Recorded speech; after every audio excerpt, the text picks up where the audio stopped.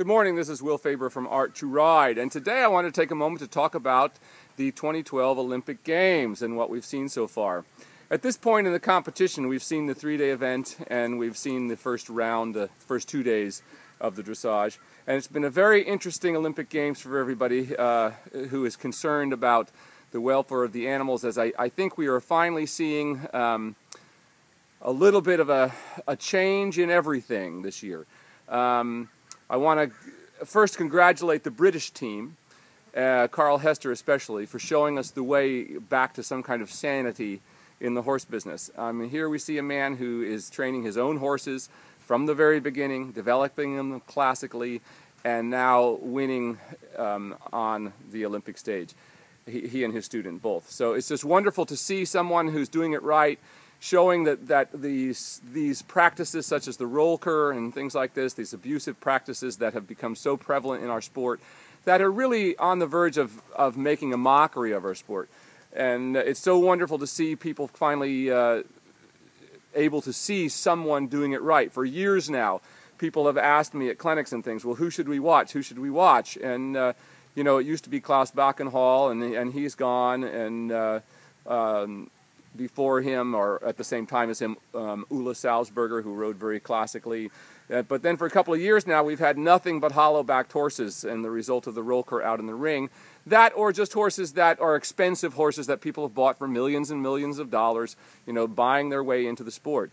So happily, you know, it's really great that we finally have these examples in Carl Hester and his students, and really the whole British horse society, which we have to compliment. I lived in Britain for 3 years, and I was always struck by their love of the animals, and I think that's really why they're beginning to come out on top of all this, because the sport had finally reached a point where it was not going to be sustainable any longer with the kind of practices that were beginning to happen. We had seen the sport become cheapened and cheapened by wealthy people just being able to go out and buy up every good horse in the world, you know, for themselves, and leaving little behind. But now that these good horses are finally, you know, I think we're finally reaching the point where we have a dressage breed type horse, you know, that we've kind of settled on.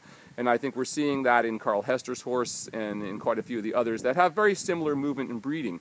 For the last 20 years, it really has been just kind of whoever could afford the cutting-edge moving horse was the one who was winning, and the sport became more and more about simply who could afford the most expensive horse, irregardless of whether they were completely hollow in the back or completely broken over in the neck or whatever things were being done to them. Whoever could afford the best flashy moving horse was the winners.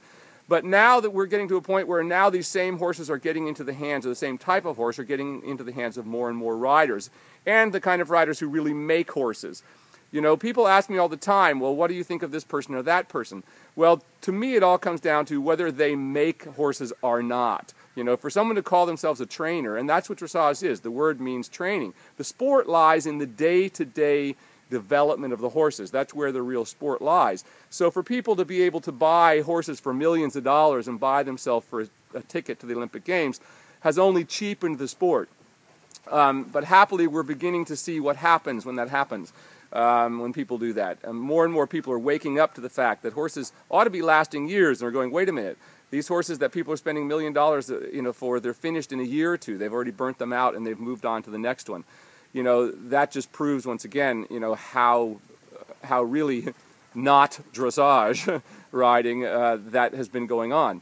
So anyway, thinking about all that, once again I want to compliment the British team and Carl Hester, and also to ask everyone to please follow all these petitions online to ban the rollkur, to go to the FEI Facebook page, where there's hundreds and hundreds of people have written in about the outrageous things we've seen at the Olympic Games. We've actually had somebody come in second, you know, in the first 2 days, who actually rollkured their horses right in front of the judges going around the ring, and no one said a word about it. We've had it going on the warm-up ring. Pictures have been posted, and the FEI's comments, oh, it's just a moment in time. Well, they took many pictures of those moments in time and many different moments of time. So I think it's all time that we all got behind these petitions that are going on online, and show the FEI what real riders think about this, and where we want to go with the sport. All right, once again, it's Will Faerber from Art to Ride. Thanks a lot, and enjoy the rest of the Olympics, and keep watching those riders who are trying to do their best to do it the right way for themselves and for their horses. Thank you.